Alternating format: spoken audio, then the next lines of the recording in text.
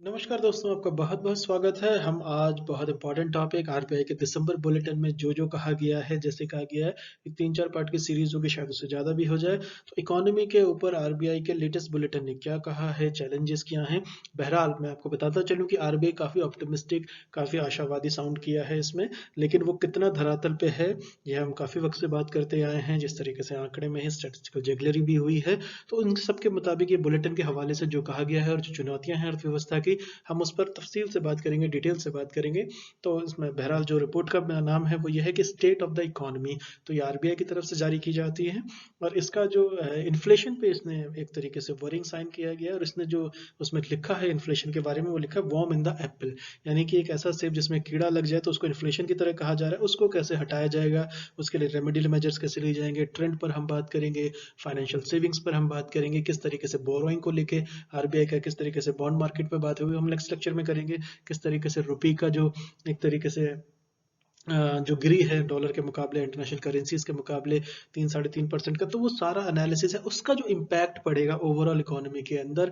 Q3 की बात हम करेंगे, इकोनॉमी का जिस तरीके से फोरकास्ट, और इस सब के मद्देनजर जो आरबीआई का मेथड है और जो इसका ऑप्टिमिज्म साउंड किया जा रहा है, हम उस पर बात करेंगे। जिस तरीके से आरबीआई ने जो ग्रोथ का फोरकास्ट बताया है, आपको हैरत हो जाएगी कि Q1 के अंदर जो है ये नेक्स्ट ईयर जो है ये 21.9 का भी इन्होंने प्रोजेक्शन दिया है, 20.6 कह रहे हैं। तो ये कैसे होगा, किस तरीके से होगा, उसके लिए क्या क्या कदम उठाए जाने चाहिए। तो बहरहाल हम इसे एक तरीके से बिना बायस्ड हुए हम इसको आंकड़ों के हवाले से बात करेंगे, हम इस पे तफसील से बात करते हैं जो आरबीआई ने कहा है और वो धरातल पर कितना मजबूती से ठहरता है। तो इसमें जो सबसे इम्पोर्टेंट बात है वो ये है कि जो इकोनॉमी का जो एक तरीके से जो आरबीआई ने जो स्टार्ट किया है वो ये कहा है कि इकोनॉमी ने एक रिकवरी की है, और वो रिकवरी जो है वो फास्टर है, यानी कि उसमें तेजी दिखाई गई है जो उम्मीद से बड़ी है। तो जिस तरीके से इन्होंने ये कहा है, जैसे सुब्रमण्यम जी कहते रहते हैं कि ग्रीन शूट्स वाली जो थ्योरी है उनकी, ग्रीन शूट्स दिख रहे हैं। तो बहरहाल इनको और आरबीआई को उम्मीद नहीं थी, लेकिन जो उसमें तेजी दिखी है अर्थव्यवस्था के अंदर, तो वो किन्हीं कारणों से है, इसका शायद आरबीआई को भी पूरी तरीके से संज्ञान नहीं था। तो आरबीआई की उम्मीदों से बेहतर है, ये उनका स्टार्टिंग पॉइंट है। उन्होंने ऐसा कहा है Q3 के अंदर। लेकिन इसके साथ साथ उन्होंने इसमें चिंता जताई है। इन्होंने ये कहा है कि जो इन्फ्लेशन है, जो महंगाई दर है, वो एक तरह की बहुत बड़ी चिंता है इसमें, ऐसा कहना है state of the economy report का, दिसंबर बुलेटिन का आरबीआई के द्वारा। तो हम इसी चीज को हम एनालिसिस करने की कोशिश करते हैं। तो इंडियन इकोनॉमी जो है, जिस तरीके से ये कोविड से बाहर आने का प्रयास कर रही है, दुनिया की सारी अर्थव्यवस्थाएं कर रही हैं, उसमें काफी उनको चुनौतीपूर्ण भी है। जिस तरीके से फाइजर आ गया है, तो जिस तरीके से ये एक तरीके से ये देखा जाए तो कोविड के बाद वाले में देखा जा रहा है, ये एक नया फेज में जा रहा है। तो ये जो एक तरीके का इन्होंने जो पॉइंट यूज किया था, डीप अबायस, और ये reflecting at the pace that beats most predictions. तो इन्होंने जिस तरीके से आप देखें भी, हमने पहले भी बात की है कि काफी सारे जो इंटरनेशनल ऑर्गेनाइजेशंस हैं, रेटिंग एजेंसीज हैं, उन्होंने भी अपने आंकड़ों को रिवाइज किया है। यानी कहीं कहीं कुछ तो अच्छा हो रहा है, लेकिन वो क्या अच्छा हो रहा है, उसको कंक्रीट किया जा रहा है नहीं किया जा रहा है, उस पर हम देखेंगे। तो बहरहाल हम इसको अगर हम आगे बढ़ाएं, तो जिस तरीके से इसमें बोरोइंग हो रही है, जिस तरीके से इसमें आपका फोरकास्ट की बात कर रही है, जिसमें अलग अलग सेक्टर्स के इसमें बात कर रही है, तो मैं आपको बताता चलूँ, फाइनेंशियल सेविंग्स पर हम बात करेंगे। तो जो मोर ड्यूरेबल ड्राइवर्स हैं इकोनॉमी के अंदर, हम उस पर बात करेंगे, किन का भरोसा जताया जा रहा है आरबीआई के द्वारा। हम कैपेक्स पे बात करेंगे, कैपिटल एक्सपेंडिचर पे हम बात करेंगे, कहाँ होना चाहिए, कैसा हुआ है, एक्सपोर्ट इंपोर्ट पे बात करेंगे, खास करके अलग अलग सेक्टर्स पे हम बात करेंगे, किस तरीके से उन सेक्टर्स पे, जैसे ड्रग्स है, फार्मास्यूटिकल्स है, एग्रीकल्चर है, आयरन ओर है, रेजिलियंस है, इन्होंने कैसा दिखाया है और ट्रेंड इसका किस तरफ जा रहा है, और इसको फिर हम सबमिशन करने की कोशिश करेंगे। तो ये सारा कुछ हम इस लेक्चर में करने का प्रयास करते हैं। चलिए हम इसको अगर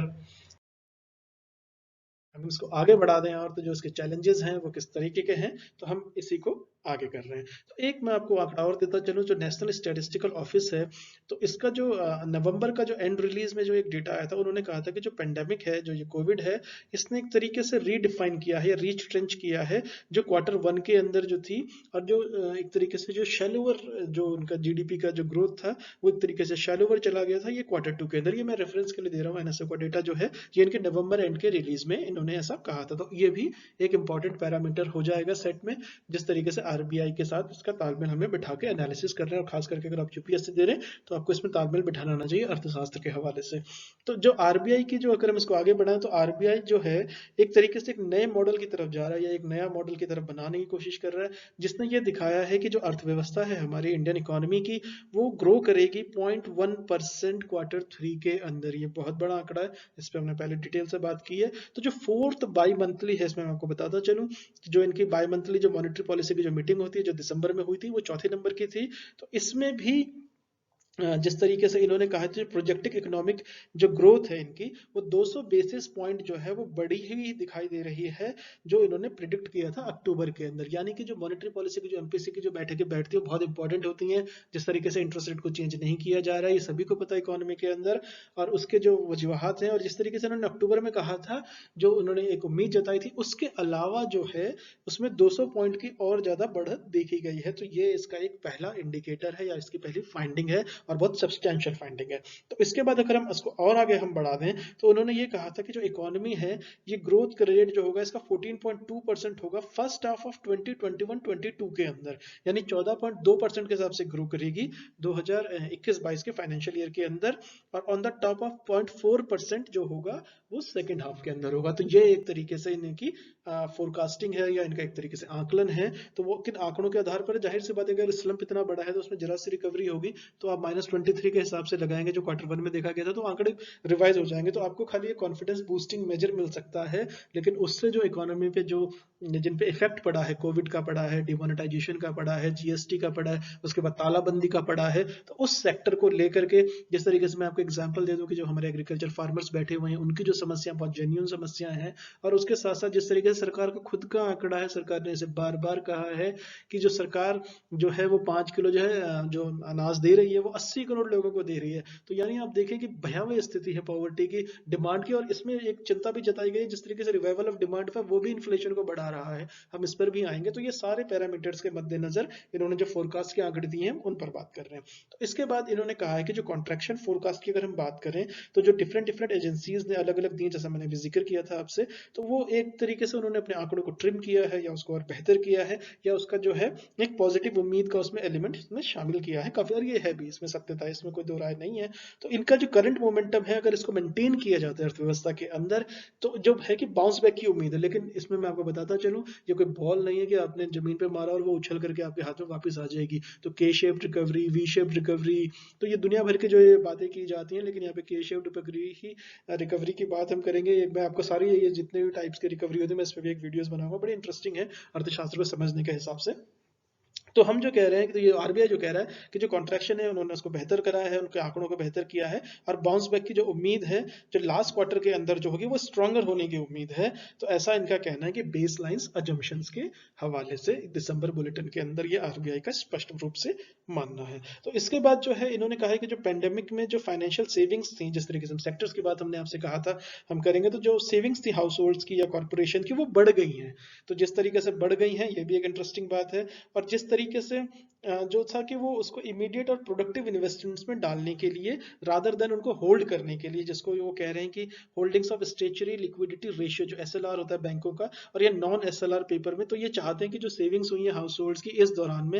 लेकिन अगर आप देखें तो जिस तरीके से जो शॉपिंग जो है लोगों का डिमांड में कम हुआ है, लोगों के पास परचेजिंग पावर सच में कम हो गई है, तो लोग उसे होल्ड करने में ज्यादा बेहतरी समझ रहे हैं। तो ये एक तरीके का युप्योरा है आरबीआई की तरफ से या नहीं है, ये वक्त बताएगा। लेकिन फिलहाल जो है इनका कहना है कि जो इनकी सेविंग्स बढ़ी हैं, जो हाउस होल्ड्स की बढ़ी हैं, जो कॉर्पोरेशंस की बढ़ी हैं, उसको होल्ड ना करें पैसिव होल्डिंग्स की तरह, उसको इकोनॉमी के अंदर डालें, ऐसा उम्मीद जताई है आरबीआई ने। तो इकोनॉमिक एक्टिविटीज जो हैं तो वो टर्न अराउंड हो गई हैं, और बैंक क्रेडिट जो है स्लोली स्लोली जो है उसमें मोमेंटम आ रहा है, उसमें एक तेजी दिख रही है, ऐसा आरबीआई का मानना है। तो इन्होंने ये भी कहा है कि जो पॉलिसी है, तो अब जो शिफ्ट हो गई है, जो इसमें बहुत इंपॉर्टेंट मेजर है कि किस पॉलिसी शिफ्ट की बात करी है आरबीआई ने दिसंबर बुलेटिन के अंदर, तो आपका ये जवाब होना चाहिए कि जो ये पॉलिसी जो एम्फेसिस कर रही है, शिफ्ट हो गई है एक तरीके से कि ड्यूरेबल ड्राइवर्स ऑफ इकोनॉमी की तरफ। तो ये जो टर्म यूज हुआ है, ये आरबीआई की तरफ से यूज हुआ है, तो अगर आप इसे अपने आंसर्स में लिखेंगे तो आपके आंसर्स की क्वालिटी बढ़ जाएगी। तो ड्यूरेबल ड्राइवर्स ऑफ इकोनॉमी की तरफ बढ़ गई है, जिसमें आपका प्राइवेट इन्वेस्टमेंट जो है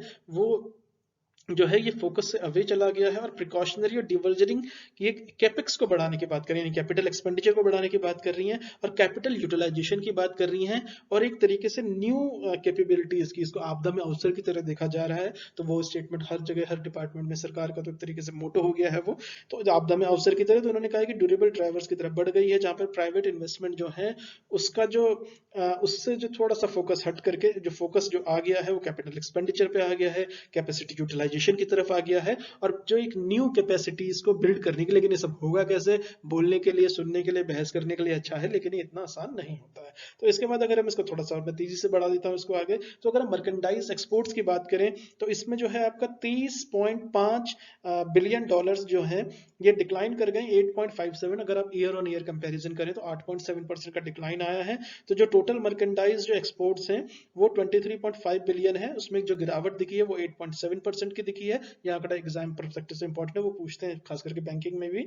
तो ईयर ऑन ईयर अगर हम नवंबर में आंकड़ा देखें और जिस तरीके से जो ऑयल एक्सपोर्ट्स हैं हमारे, नॉन ऑयल एक्सपोर्ट्स हैं हमारे जो, तो उन्होंने एक तरीके से प्री कोविड लेवल के आसपास ही वो इस वक्त है। और जो ये तीसरा कंजिक्यूटिव ऐसा महीना है, ये तीसरा लगातार मंथ है जिसमें वो प्री कोविड लेवल्स के आसपास है, नॉन ऑयल एक्सपोर्ट्स जो है हमारे इंडिया के। और अगर हम सेक्टर्स की बात करें, जिस तरीके से ड्रग्स का है, जिस तरीके से ड्रग्स एंड फार्मास्यूटिकल सेक्टर है, एग्रीकल्चर है, तो फार्मास्यूटिकल और आयरन ओर ने थोड़ा सा एक रेजिलियंस है इसमें, एक थोड़ी सी मजबूती दिखाई है या इसमें तेजी भी आई है। और जो इम्पोर्ट्स हैं वो 9वें महीने में लगातार डिक्लाइन शो हुए हैं। रीजन क्वाइट ऑब्वियस है, कोविड इसका प्राइमरी रीजन है।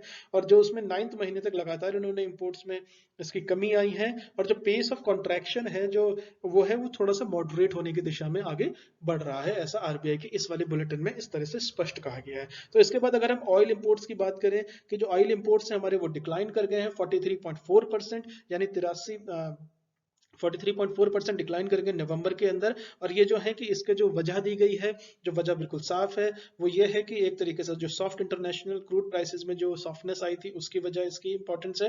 तो जो ऑयल इंपोर्ट्स है हमारे वो 43.4% डिक्लाइन शो किया है नवंबर में। और ये जो एक तरीके का साइन है कि जो डिमांड है वो वापस आ रही है। एक तरीके इसको जो आरबीआई का कहना है कि इकोनॉमी के अंदर ये इन्होंने एक इंडिकेटर बनाया है जिसके हिसाब से इनका जो आंकड़ा है या जिनको इसको प्रिडिक्ट कर रहे हैं ये कि डिमांड जो है वो इकोनॉमी के अंदर ज्यादा आ रही है। और जो नॉन ऑयल इंपोर्ट्स हैं उसके अंदर जो है वो ब्रॉडली आ गई है जो प्री कोविड लेवल्स के पहले थे। तो ये काफी, मैंने जैसा आपकी शुरुआत इसी से की थी, ये काफी ज्यादा एक तरीके से मोरल बूस्टिंग एक तरीके से इनका इंटरप्रिटेशन है।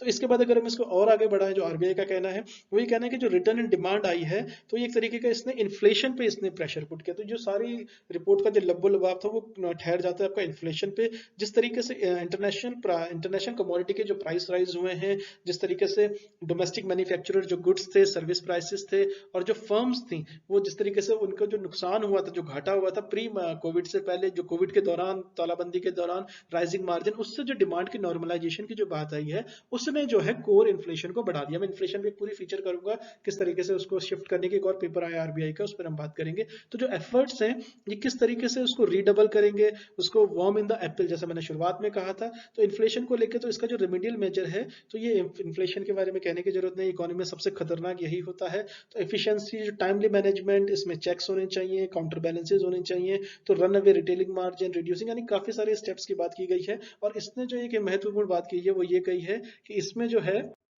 आपका इनडायरेक्ट टैक्सेस को इसमें बढ़ाया जाए कंज्यूमर्स के ऊपर। तो ये जो इसने सारा कुछ कहा है ये बहुत इंपॉर्टेंट मद्देनजर रखता है। तो इनडायरेक्ट टैक्सेस पे गवर्नमेंट का जो जोर है, तो इससे महंगाई, इन्फ्लेशनरी प्रेशर, तो ये तरीके से ब्रॉड हो जाएगा। तो इसमें जो होगा तो फिस्कल और मॉनेटरी स्टिमुलस को देना पड़ेगा सरकार को, ऐसा आरबीआई का स्पष्ट मानना है। तो अगर हम सितंबर से, अगर हम ट्रेंड की बात करें तो सितंबर से जो है एक तरीके से कोविड के जो इन्फ्लेशन कर्व है, तो अगर हम थोड़ा हल्का फुल्का इसको ऊपर मान लें तो इन्होंने कहा है कि जो रिकवरी रेट है ये क्लोज आपका 95% हो गया है। कोविड को लेके 95% का रिकवरी रेट है। तो ये कैलिब्रेटेड मेजर्स की तरफ बात की है, मैं इस पर भी आऊंगा डिटेल में नेक्स्ट लेक्चर में। तो इन्होंने कैलिब्रेटेड मेजर्स की बात की है कि वो किस तरीके से सपोर्ट करेंगे। तो ओवरऑल अगर हम इसको मान के चलें, जो उनका समीशन है वो ये है कि जो लाइन स्टिमुलस है, जो फिजिकल स्टिमुलस है, वो ग्रो उसमें बूस्ट करने की जरूरत है, उसमें 2% का जीडीपी को बढ़ा देगा 2020-21 के अंदर। तो ये अगर इनको कहें तो काफी ज्यादा उम्मीद है। तो 12 महीने का अगर ये सारा कुछ लगाएं तो इससे ये उम्मीद साबित होती है कि जो कंपनियां हैं उनका एक रोल डिफाइन हो गया है सेक्टर्स का, auto sector, capital goods, lockdown के अंदर जिन्होंने परफॉर्म किया, health and technology, information technology, fast moving consumer good, FMCG, इन सारों को लेकर एक पॉजिटिव उम्मीद जाहिर की है। तो इन सबके मद्देनजर अर्थव्यवस्था के लिए चुनौतियां हैं, भरपूर हैं। चलिए हम देखेंगे आगे क्या होता है, लेकिन बहरहाल इसकी रिपोर्ट का बुलेटिन यही करना। चलिए, thank you so much for listening. नमस्कार दोस्तों।